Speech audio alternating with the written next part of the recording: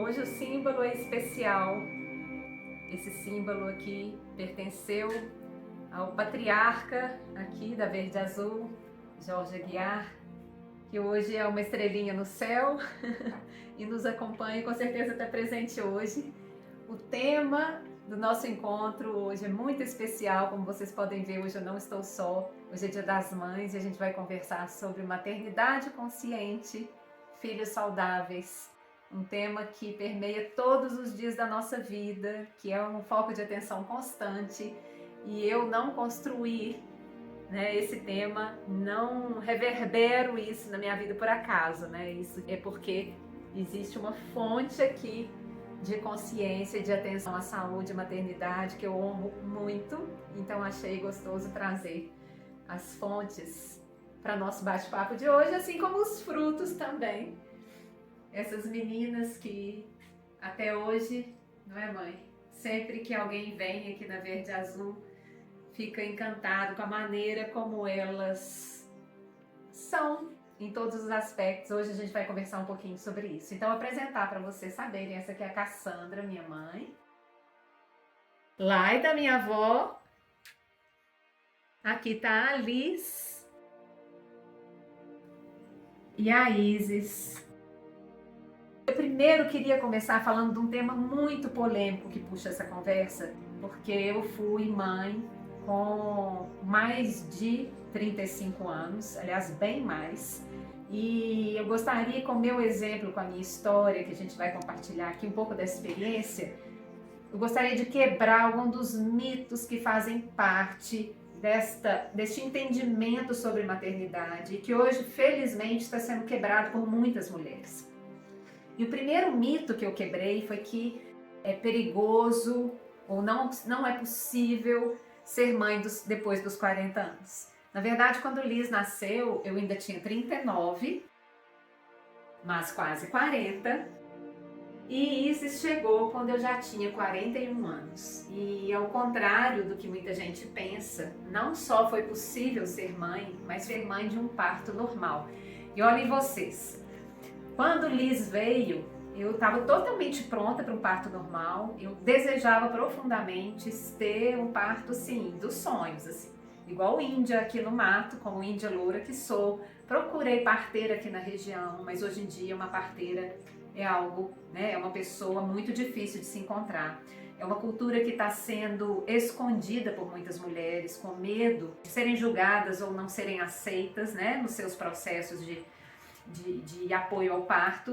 Como eu não consegui por aqui, eu fui buscar uma maternidade onde eu pudesse ter um parto com uma assistência delicada, sem intervenções. E encontrei lá no Sofia Feldman, em Belo Horizonte, esse espaço. Só que a Alice estava sentadíssima no trono e por mais que a gente estivesse tranquilos, eu e Dado, e esperando que ela talvez virasse, não virou. Até os últimos dias a gente ainda tentou, eu acho que foi no dia que ela nasceu, nós ainda tentamos uma versão externa no hospital com médico experiente, não viramos a menininha. Enfim, ela queria nascer sentada, então foi cesariana. O segundo mito muito forte na maternidade é de que uma vez que você tem uma cesariana, para sempre cesariana. Isso foi a experiência da minha mãe e dela. Minha mãe teve 5 e eu tive 4. 4 cesarianas. Sendo que quando eu nasci, cesariana era um risco de vida, uma coisa seríssima, Eu tô com 71 anos, você imagina, 52. Meu pai, quando ficou sabendo que ia ser cesariana, ele foi rezar, com medo de perder a mulher e o filho que estava na barriga. Pois é, então vovó teve 5 cesarianas e numa época em cesariana era uma operação meio brutal, Tem muitas histórias aqui realmente de momentos delicadíssimos que ela viveu em hospital por cesariana.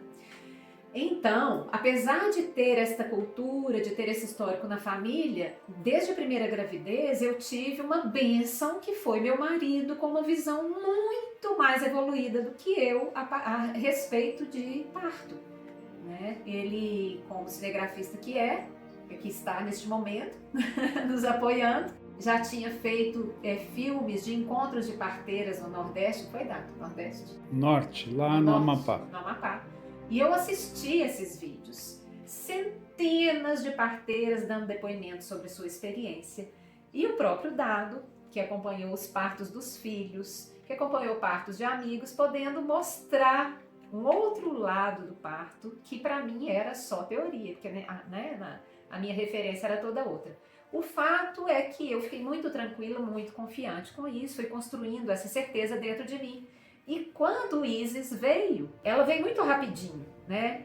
A diferença entre as duas é 1 ano e 10 meses. Ou seja, quando o Isis estava pronta para nascer, encaixadinha, eu pensei, ninguém me tira esse parto normal. Eu quero ter a experiência de um parto natural. Voltei lá para o Sofia, eu falei, eu vim para cá porque a minha filha está encaixada e eu tenho certeza que eu vou viver a experiência do parto normal. Eu já tinha 41 anos, eu já tinha tido uma cesariana há menos de 2 anos, a diferença dela é de 1 ano e 10 meses, ou seja, o tempo mínimo que se espera para que o útero seja cicatrizado com segurança para um parto normal depois de uma cesariana é 2 anos. E eu estava com mais de 41 semanas de gestação. Então, quando eu cheguei lá no Sofia, a equipe médica veio, começaram a fazer todos os procedimentos para cesariana. Eu falei, não, vocês não estão entendendo. Eu não vim aqui para ter uma cesariana. Eu vim aqui porque minha filha está encaixada, eu estou saudável, eu tenho certeza do que eu quero, eu vou fazer parto normal. Aí elas falaram assim, você é das nossas, espera aí que eu vou chamar o doutor fulano de tal. E o doutor fulano de tal chegou e me levou para a sala de parto e nasceu a Isis de um parto normal. Tá aí saudável, linda, né, filha? Hoje posso falar para vocês. Se você é velha para ser mãe, questione. Se você já teve uma cesariana e quer ter um parto normal, faça valer sua vontade, especialmente se você tem segurança em relação a isso. Não deixe que outras pessoas, decidam por você como você quer a sua maternidade. E por que eu tô falando tudo isso, Não só para estimular vocês a terem o parto que vocês sonham ter e acreditem que é possível. E aí eu recomendo um filme, você assistiu comigo? No Renascimento do Parto. Esse filme me vira a cabeça dos mais radicais.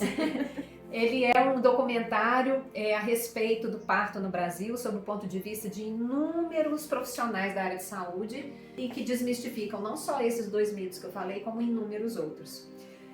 E por que eu fiz tanta questão, Por que até com muita influência do dado, com certa insegurança, mãe, da sua parte? No início, muita insegurança da minha parte. Eu achava desafiante demais. Não tinha... eu ficava pensando nas coisas que poderiam acontecer erradas. Alguma dificuldade, um atraso no nascimento, algum problema que marcasse a criança de maneira negativa pro resto da vida. Eu era medrosa. E felizmente deu tudo certo e eu acho que o que a gente foi aqui construindo ao longo do tempo, desde que elas finalmente nasceram, com 2 dias de vida vieram para a fazenda, era exatamente essa segurança que a gente tinha do nosso caminho natural.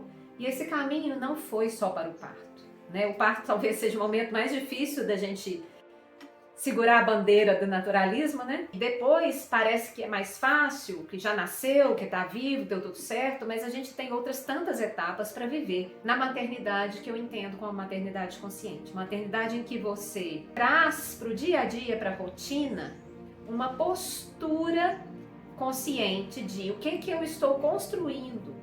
O que cada atitude, cada decisão minha, cada escolha oferece, não para aquele momento da criança, mas para uma vida inteira. E aí nesse aspecto a gente tem 2 pilares, da saúde física e tem um pilar muito forte, que é um tema em que a gente compartilha, de muito interesse e que a gente sempre desenvolve, que é a saúde emocional. E é por isso que eu falo que quando as pessoas vêm aqui e convivem com as meninas, comentam sempre, parece que essas meninas não existem, não são desse mundo. Porque são muito doces, são muito amorosas, são meninas tranquilas, que obedecem, que têm uma rotina saudável, que a gente não tem que ficar insistindo, enfim, uma série de aspectos, Isso porque essa consciência foi sendo construída e compartilhada, porque aqui na fazenda moramos as 4 gerações, então é possível estar diante dos desafios compartilhando as dificuldades, E esse compartilhar traz não só segurança para a mãe, como também, mãe, trouxe muitos impasses, porque a saúde natural para mim sempre foi natural mesmo.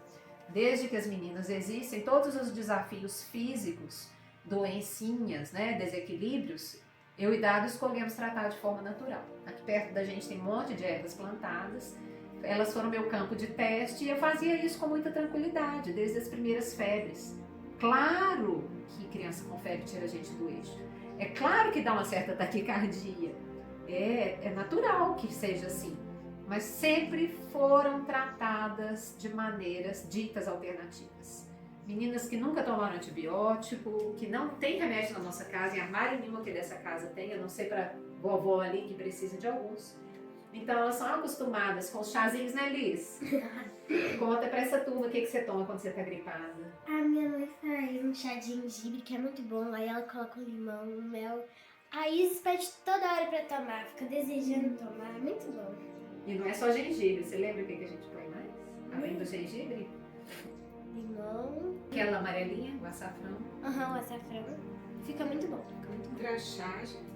É, a trançagem ou tranchagem. Trançagem ou tranchagem. É, tranchagem para alguns, trançagem para outros. As folhinhas são trançagem e menta, né? É, alguma da família das mentas. Então já tem essa tradição aqui que a gente foi passando para outras pessoas que vêm e funciona com todo mundo. E assim a gente tem seguido com a fitoterapia, porque é a minha paixão, né? Tem muita planta medicinal aqui e eu faço questão de cultivar exatamente porque quando eu preciso, elas precisam estar à mão ali. Não dá para ir procurar em vizinho, tem que ser na hora. A minha segurança vem de ter criado esse arcabouço aqui, né? Para todo lado que a gente olha, eu sei que ali tem uma que é anti-inflamatória, ali outra que é antibiótica, outra que é antitussígena e tal. Então eu junto tudo isso e eu me sinto tranquila. Quando preciso, estou muito aflita, essa daqui é meu porto seguro emocional. Mas a decisão do caminho natural sempre foi minha, né, mãe? Eu queria que você contasse um pouco como é que foram as primeiras experiências de ver a filha assumindo a responsabilidade no momento de febre autona e a sua experiência que era outra, como é que foi? Bom, eu com meus filhos, eu nunca titubeei em usar antibiótico. O médico falava, estava sagrado, falou, obedeço, ao pé da letra. Então, quando eu vi as primeiras febres, eu tinha medo de convulsão. Ensina ela, filha. Ela está com a agulha sem ponta. Eu tinha medo de convulsão, tinha vários medos. Só que os dois aí são muito insistentes, muito, assim, confiam muito no que eles sabem. E eu tenho uma postura de respeito, porque quando eu tive meus filhos, eu não aceitava palpite de ninguém, nem de mamãe, nem de papai, nem de ninguém. Então eu achava errado interferir na decisão de vocês. As primeiras febres que apareceram aqui, quando a Liz nasceu, eu sofri bastante, calada, pondo um esparadrapo na boca, assim, aflita. Mas eu fui vendo o resultado, que a febre alta agia para matar as bactérias, que no dia seguinte a criança estava melhor. E aos poucos, os acontecimentos durante essas doencinhas foram me provando ao vivo que vocês tinham razão. E também tinham um respeito por mim do limite. Se chegava algum momento em que era muito sério, né? Aí vocês também não ficavam de pé firme contra ir atrás de um médico nem nada. E acharam uma médica maravilhosa por aqui. Sim, uma médica da antroposofia, né? Da medicina antroposófica. Ela usava as coisas naturais, mas tinha responsabilidade daquela hora em que tinha que mudar de atitude, né? E felizmente deu até hoje tudo muito certo, né? E a gente, à medida que foi conquistando resultados positivos, com os desequilíbrios sendo tratados e resolvidos, e as meninas cada vez mais fortes, cada vez mais resistentes, a gente foi com muito mais tranquilidade podendo assumir essa postura diante dos outros, né? Que vinham, claro que vem críticas, claro que vem olhares de dúvida, inquisidores a respeito, né? Muito julgamento a respeito disso, com um senso muito forte de responsabilidade, né? E tudo isso que chega, mas eu acho que cada um de nós, né? Assim, cada mulher sabe aquilo que ela dá conta de fazer, aquilo que ela quer de melhor para o seu filho. Quando a gente fala maternidade consciente, eu acho que a consciência, ela não é um estado, você é consciente, você não é consciente. A consciência é um estado de desenvolvimento que a gente conquista todos os dias.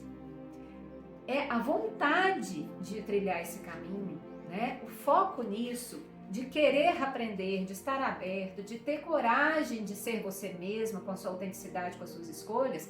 Isso é um caminho de consciência. Por mais que seja muito desafiante, especialmente nos primeiros 7 anos, esse tempo vai passando, a gente vai conseguindo lidar, vai aprendendo. Às vezes vai ter que ser com remédio, às vezes não vai ter que ser, depende de cada uma.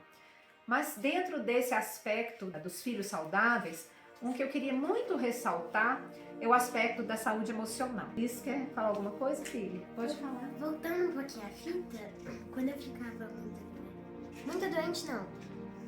Quando eu ficava assim, resfriada, eu sempre ficava muito nervosa, mas era um dia ficava mais ou menos, outro dia ficava tossindo com um catarro, outro dia eu já estava melhor. Então era só 3 dias assim e pronto, acabou. A gente vai conhecendo, né? As crianças vão aprendendo a entender o que está acontecendo. E falando em aspecto emocional, com essa aqui eu sempre falei, né? Sempre ficava muito aflita. Fica até hoje quando está muito doente, com o nariz entope. É um estado de aflitivo muito grande. Mas a gente sempre conversou muito. Então, quando está doente, eu explico passo a passo o que está acontecendo no corpinho dela. Você está sentindo isso por causa disso, aquilo, outro. Aí tem um bichinho que está fazendo isso no seu corpo. O seu corpo vai reagir desta maneira. Nesse momento ele está matando o bichinho. Ele precisa de muita energia para fazer isso. Aí você fica cansada. E por que nós estamos deixando a febre? Que essa temperatura alta vai matar esse bichinho. Então a gente precisa tomar muita água, precisa cobrir o pezinho e ir explicando. E quando vinha a tosse, aquela tosse desesperadora, e que as pessoas em volta olham e pensam, nossa, ela tá péssima, a vovó sempre ficou muito aflita, minha filha, eles não param de tossir. Calma, né, explicando, falei com ela, para ela ter firmeza, porque é um dia de muito desconforto, mas a tosse é um alívio para mãe e pai, porque é o momento que a gripe tá acabando, que o bichinho já morreu, que o corpo tá expulsando, com toda a força e intensidade, para fora o mais rápido que ele consegue. E agora tá tudo bem. Então, o filho tossindo muito, a mãe aqui tá relaxada, é o contrário. Então, esse diálogo foi uma coisa que eu aprendi porque sempre, a vida inteira, desde que eu me entendo por gente, minha mãe sempre conversou comigo de uma forma natural, como se eu não fosse uma criança. E realmente a gente trata muitas crianças, a gente não, os outros, né, mãe? Como se fossem pessoas incapazes de compreender. Eu sempre achei, desde o primeiro momento do nascimento, não só dos meus filhos, mas com meus netos ainda está ficando mais agudo isso, que a criança é um ser só pequeno, mas é um ser já pronto. Então sempre conversei com vocês, claro, com palavras que vocês iam compreender, mas como se fosse uma pessoa adulta mesmo. Agora, uma coisa que eu quero falar a respeito da saúde emocional, é que eu vejo aqui de fora, vocês como casal, vocês conquistaram com as meninas a coisa mais importante de todas, que é a confiança delas. Vou dar um exemplo assim simples. Elas gostam demais de qualquer coisa doce, como toda criança, e vocês limitam muito o açúcar delas. Então, às vezes, sempre tem na minha casa sobremesa, sempre tem biscoitinhos gostosos, chocolates na casa da bisavó. E elas passam, dão uma olhada assim, como quem diz, será que eu posso comer? E aí a gente oferece, o que é que elas respondem? Eu vou perguntar à mamãe se pode. No início eu achava que ia ficar traumatizada, que ia ficar com gula por causa da proibição, mas não, eu sinto que elas entendem as ordens, elas foram explicadas dos motivos, não é uma ditadura. Então esse diálogo faz com que elas tenham uma confiança absoluta na opinião de vocês. O que faz vocês também ficarem mais flexíveis, né? Não serem radicais mesmo. E a coisa corre sem medo, sem vergonha, nada escondido. Acho que foi a maior das conquistas que vocês tiveram. E eu falo muito com as pessoas, assim, não é porque ela está presente, não. Eu já falei isso para ela também. Quando perguntam sobre amizade, né, as amizades que a gente tem, minha mãe sempre foi minha melhor amiga e a maior amiga. Nós nunca tivemos uma briga, nunca tivemos um bate-boca.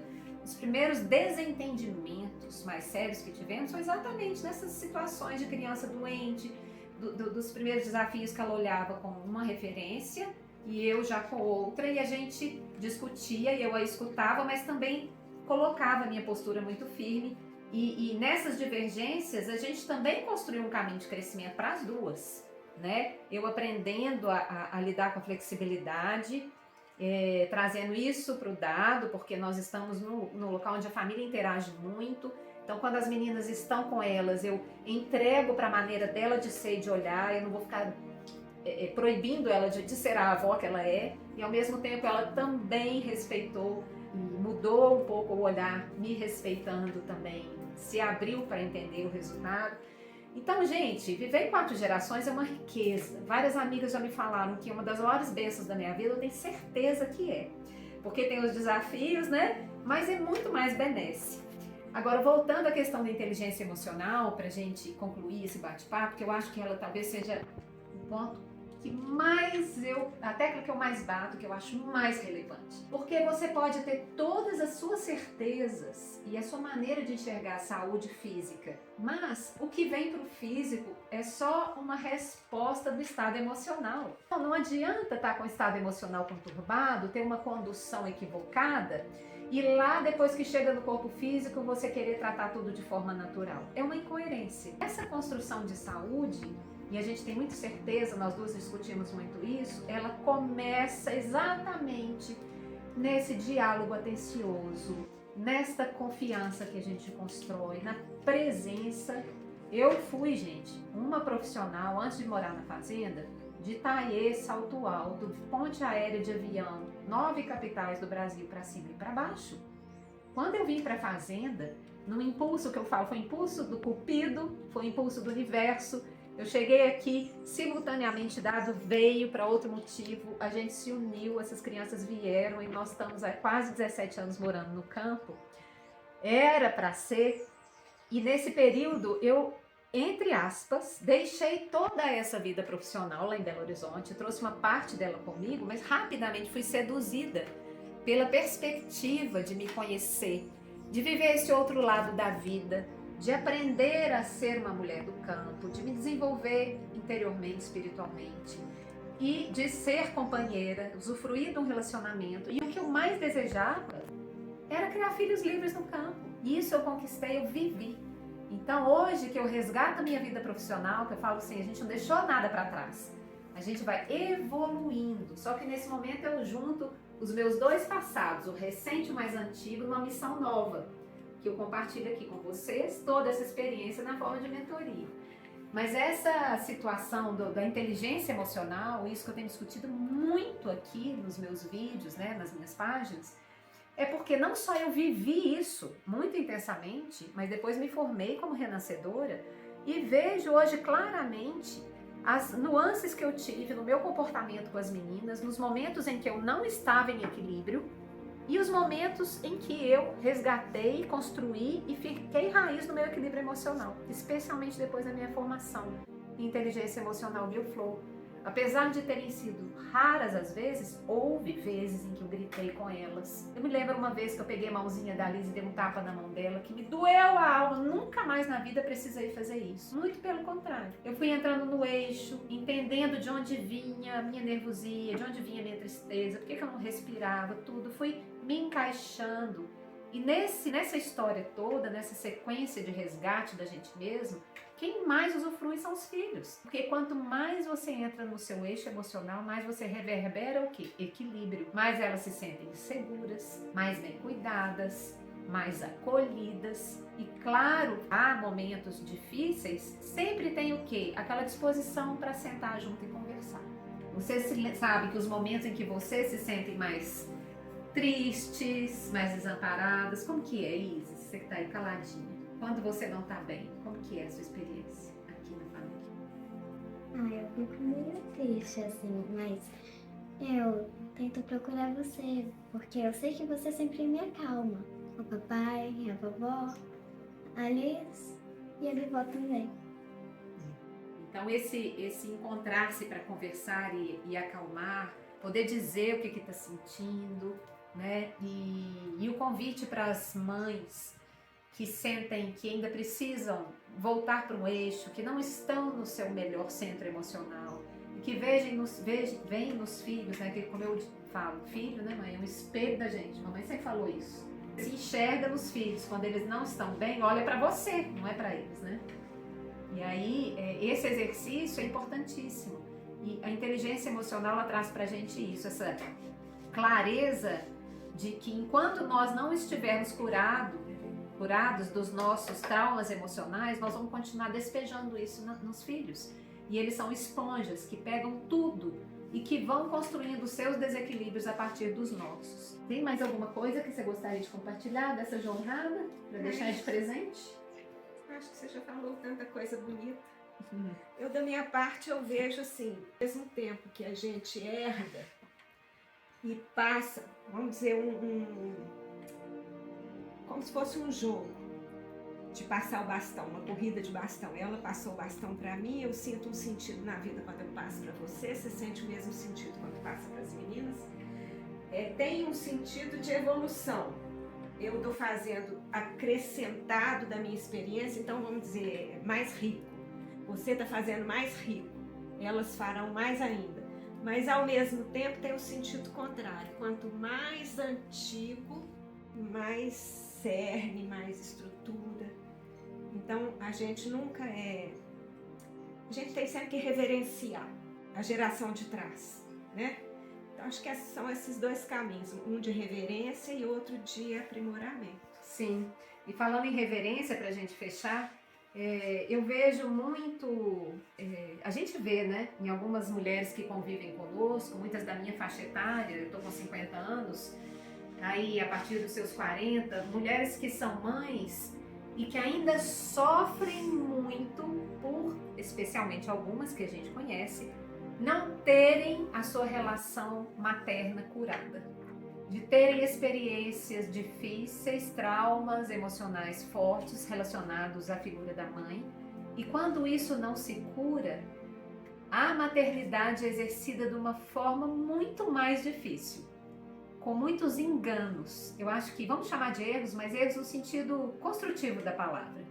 E a gente vê as crianças sendo esse espelho contundente dos receios, das angústias, dos medos das mães que não curaram suas relações maternas ainda. Fica aí esse chamado, que eu acho que a maior responsabilidade nossa é pela vida emocional dos filhos. Porque se eles tiverem esse eixo emocional, eles podem desviar igual um pêndulo fisicamente, para um desequilíbrio físico aqui, outro ali, né, para um desvio de rota, né, mãe? Acontecem jovens, adolescentes que desviam muito da rota, que assustam pai e mãe, que tomam caminhos às vezes obscuros. E aí, a gente sabendo, mamãe sempre falou isso comigo, tem berço, tem eixo emocional, tem estrutura emocional, tem confiança, não tem erro. Vai voltar para o eixo no momento certo, com apoio. Então, é muita responsabilidade ser mãe. Hoje, eu entendo, as mulheres que escolhem não ser mães, antes eu achava muito estranho julgar, tendia a julgar. Hoje eu penso assim, se você não se sente no eixo emocional primário para ser mãe, é mesmo melhor não ser. Porque a responsabilidade de colocar um filho no mundo, para que ele tenha uma vida satisfatória, em paz, com potencial para vencer tudo isso que está aí na frente esperando por ele, precisa de muito preparo. E esse preparo vem de nós. Então fica aí o chamado. Eu queria que vocês compartilhassem aqui embaixo do vídeo a experiência de vocês. Se alguma de vocês também mora com mãe, com avó, você tem esse privilégio, compartilha, fala das suas angústias.